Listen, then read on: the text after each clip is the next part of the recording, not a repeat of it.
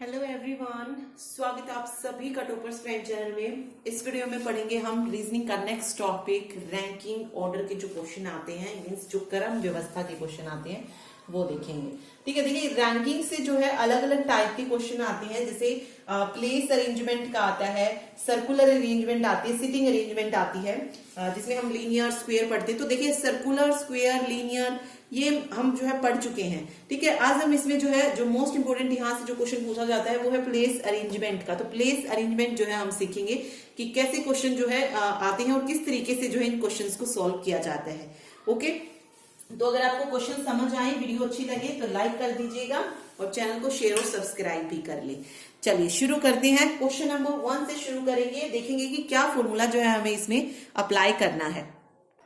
देखिए क्वेश्चन है कुछ इस तरीके का। क्वेश्चन जो है यहाँ से पूछा जाता है कि एक पंक्ति में राजेश आरंभ से 12वें स्थान पर और अंत से 6वें स्थान पर है, तो पंक्ति में कुल कितने विद्यार्थी हैं। तो देखिए इसमें एक फॉर्मूला जो आपको याद रखना है, हमसे पूछा है कुल विद्यार्थियों की संख्या। तो फॉर्मूला याद रखिए क्या लगेगा, कुल विद्यार्थियों की संख्या आपको कैसे फाइंड आउट करनी है। कुल विद्यार्थियों की संख्या जो है ये बराबर हो जाएगी। कैसे फॉर्मूला आएगा, आरंभ से जो पोजीशन है,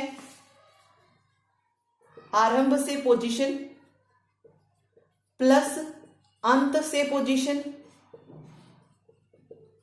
और माइनस कर दीजिए 1 को। ठीक है, स्टार्टिंग पोजीशन और जो एंड से उसकी पोजीशन है उन दोनों को ऐड करके माइनस कर देना है 1 को। अब देखिए राजेश आरंभ से 12वां, तो 12 जमा और अंत से 6वां, तो 12 और 6 18, 18 में से 1 कर दीजिए माइनस 17, क्या निकल जाएगी, कुल विद्यार्थियों की संख्या निकल जाएगी। ओके, इसी तरीके से अगर आपको क्वेश्चन में दिया जाए कि कुल विद्यार्थियों की संख्या गिवन है और आरंभ से पोजीशन दी गई है और अंत से पूछ ली जाए, तो भी आपको यही फॉर्मूला अप्लाई करना है। ओके, चलिए नेक्स्ट क्वेश्चन कुछ इसी तरीके का देखते हैं। देखिए नेक्स्ट क्वेश्चन है, एक पंक्ति में 10 विद्यार्थी हैं। ठीक है, आगे कह रहा है कि विनय आरंभ से 7वें स्थान पर है, तो अंत से उसका स्थान ज्ञात करना है।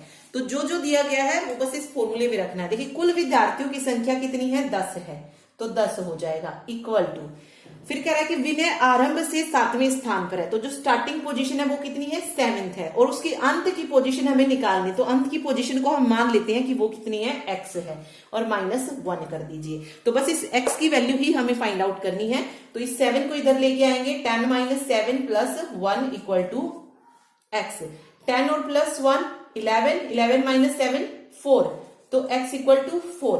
मीन्स विनय की जो अंत से पोजीशन है वो कौन सी आ जाएगी, चौथे स्थान पर है वो अंत से। ठीक है, तो बस ये फॉर्मूला आपको इसमें अप्लाई करना है। देखिए और थोड़ा सा जो है डिफिकल्ट क्वेश्चन हम करते हैं इसी फॉर्मूले पर बेस्ड। देखिए नेक्स्ट क्वेश्चन है, एक लिस्ट में चावल आरंभ से 45वें स्थान पर है और चीनी अंत से 75वें। यहाँ पे देखिए चावल आरंभ से दिया है 45वें और चीनी दिया है अंत से 75वें स्थान पर। फिर कह रहा है कि यदि चावल अंत से 61वें स्थान पर है तो चीनी का आरंभ से स्थान हमें बताना है। अब देखिए चावल का अगर आप देखेंगे स्टार्टिंग पॉइंट भी दिया है और मतलब अंत से भी दिया है और शुरू से भी दिया है, तो हम ये निकाल सकते हैं कि टोटल जो वो लिस्ट थी वो उसमें कितने आइटम थे। ठीक है, निकाला जाता है, निकाल सकते हैं, यानी कि कुल वस्तुओं की संख्या जो है किस तरीके से आ जाएगी, कुल वस्तुओं की संख्या बराबर हो जाएगी स्टार्टिंग पॉइंट प्लस एंडिंग और -1 से। हमें चावल के दोनों पता है तो हम वहां से निकालेंगे। देखिए ये हमें निकालनी है। अभी स्टार्टिंग जो था चावल का कौन सा था, 45 था। ओके, और एंड कौन सा था, 61वें स्थान पर था। तो 45 जमा 61 - 1 जो है हम यहाँ पे कर देंगे, तो कितना आ जाएगा, 106 - 1 5 और 1 6, हाँ 105 जो है आइटम्स जो है आ जाएंगे, यानी कि टोटल वस्तुएं कितनी आ जाएंगी, 105 आ जाएगी। फिर हमें बताना है कि चीनी का आरंभ से स्थान, सेम इसी फॉर्मूले को रखेंगे। देखिए कुल वस्तुओं की संख्या हमें पता चल गई कितनी है, 105, तो 105 रख लिया। फिर आती है स्टार्टिंग वाली वैल्यू।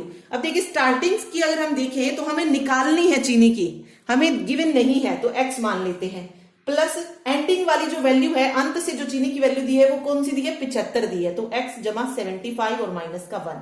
इस 75 को इधर लेके आएंगे, 105 + 1 - 75 = x, तो 106 - 75 = x हो जाएगा। 6 में से 5 जाएगा 1, और 10 में से 7 जाएंगे 3, 31। तो चीनी का जो आरंभ से स्थान है वो कौन सा है, 31वां जो है हो जाएगा। ठीक है, तो इस तरीके से जो है इन क्वेश्चंस को सॉल्व करना है आपको। ठीक है, चलिए नेक्स्ट देखते हैं। देखिए नेक्स्ट टाइप का क्वेश्चन पढ़ रहे हैं हम। एक पंक्ति में विशाल आरंभ से 25वें स्थान पर और गौरव अंत से 20वें स्थान पर है और उनके बीच में जो है 5 व्यक्ति हैं, तो कुल व्यक्तियों की हमें अधिकतम और न्यूनतम संख्या जो है ज्ञात करनी है।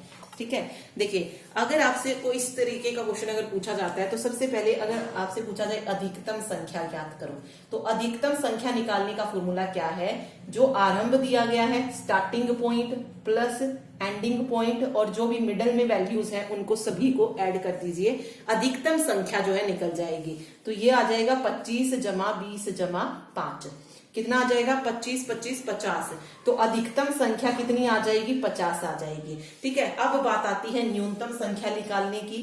तो न्यूनतम संख्या को निकालने का फॉर्मूला क्या होता है, जो अधिकतम संख्या है, जो अधिकतम संख्या है उनमें से माइनस करना है आपको क्या, बीच का अंक यानी कि मिडिल वैल्यू इनटू कर दीजिए, मिडिल वैल्यू को 2 से मल्टीप्लाई करके उसको 2 में ऐड कर दीजिए, न्यूनतम संख्या निकल जाएगी। अब यहाँ पे अधिकतम संख्या कितनी निकली है, 50 निकली है, मिडिल वैल्यू कितनी है 5 है, तो 5 गुणा 2 जमा 2, तो 50 माइनस 5 दूनी 10 और 2 12, तो 50 में से 12 माइनस करेंगे 38 जो है क्या निकल जाएगी, न्यूनतम संख्या जो है आ जाएगी। ठीक है, तो अगर ऐसा कुछ क्वेश्चन आता है जिसमें अधिकतम संख्या और न्यूनतम संख्या पूछे तो सिंपल आपको इस तरीके से निकालना है। ठीक है,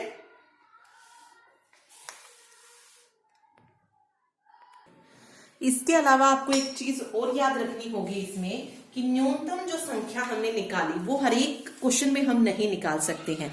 ठीक है, इस न्यूनतम संख्या को निकाल भी हम तभी सकते हैं जब हमारी जो बीच वाली संख्या है वो हमारी जो छोटी संख्या जो गिवन है 20 है, जैसे यहाँ पे छोटी, तो इससे कम से कम 2 नंबर वो छोटी होनी चाहिए। ठीक है, 2 नंबर जो है छोटी होनी चाहिए, 2 से ज्यादा भी होनी चाहिए, हो सकती है, लेकिन कम से कम 2 जरूर होनी चाहिए। मान लीजिए यहाँ पर 20 है, ठीक है, यहाँ पर 20 है और जो ये पोजीशन वाली संख्या है मैं बोल दूं 19, तो क्या हम यहाँ पर निकाल सकते हैं, नहीं निकाल सकते।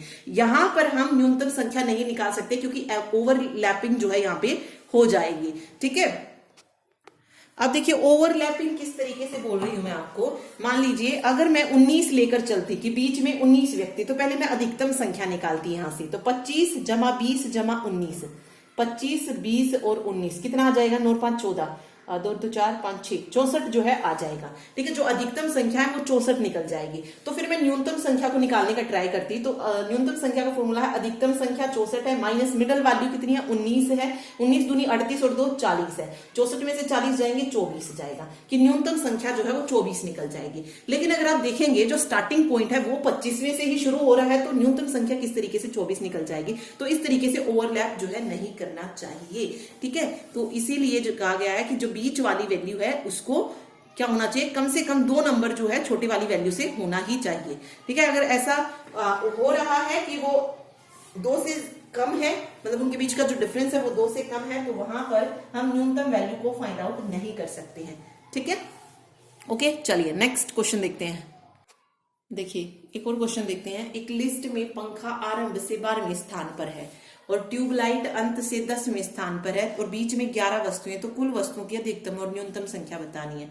तो अधिकतम संख्या के लिए क्या फॉर्मूला था, starting point plus ending point और साथ में जो मिडिल वैल्यू थी उसको ऐड कर दीजिए। ठीक है, तो 12वां स्थान और 10वां और 11 वस्तुएं मिडिल में है, तो 12 और 10 22 और 10 32 और 1 33 जो है क्या निकल जाएगी, अधिकतम संख्या निकल जाएगी।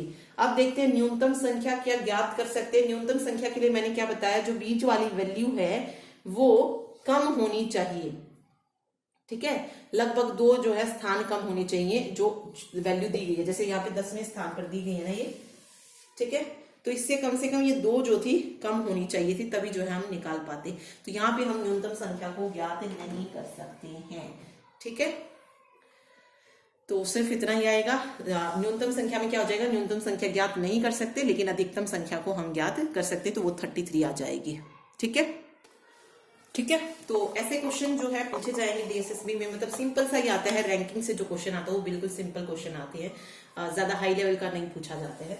ओके, तो बस ये फॉर्मूला इसमें याद रखिएगा, जो मैंने आपको बिल्कुल शुरू में बताया वैसे क्वेश्चन बहुत आते हैं। जैसे वो था ना, टोटल अगर हम निकाल रहे हैं तो लेफ्ट प्लस राइट, मतलब स्टार्टिंग एंड लेफ्ट राइट भी मिल सकता है आपको, स्टार्टिंग एंडिंग की बजाय वो आपको लेफ्ट राइट भी बोल सकता है कि लेफ्ट से इतना है और राइट से इतना है, या स्टार्टिंग से बोले एंडिंग से बोले, फॉर्मूला आपको यही जो है लर्न करना है। इसको आप स्टार्टिंग एंडिंग बोल लो, लेफ्ट राइट बोल लो, ठीक है। दोनों को ऐड करके एक माइनस करना है। क्यों करना है ये माइनस? क्योंकि दोनों तरफ से जो है एक ही बंदे की पोजीशन वो दे रहा है, तो एक बंदे को हम दो बार नहीं काउंट कर सकते, क्योंकि लेफ्ट से भी वो पोजीशन दे रहा है, राइट से भी दे रहा है, तो उस बंदे की पोजीशन तो एक ही रहेगी, वो बंदा एक ही रहेगा, चाहे उसको लेफ्ट से काउंट कर लो चाहे उसको राइट से। इसीलिए हमें लेफ्ट राइट को ऐड करके क्या कर देना है, 1 को माइनस कर देना है। ओके, तो ये मोस्ट इंपोर्टेंट फॉर्मूला है, इसमें याद रखिएगा। और इसी तरीके के ज्यादातर क्वेश्चन जो है पूछे जाते हैं, और इसके अलावा अगर कुछ पूछा जाता है तो मैंने आपको बता दिया कि ऐसे जो है क्वेश्चन आ सकते हैं। ठीक है, थैंक यू सो मच। ये था रीजनिंग का टॉपिक।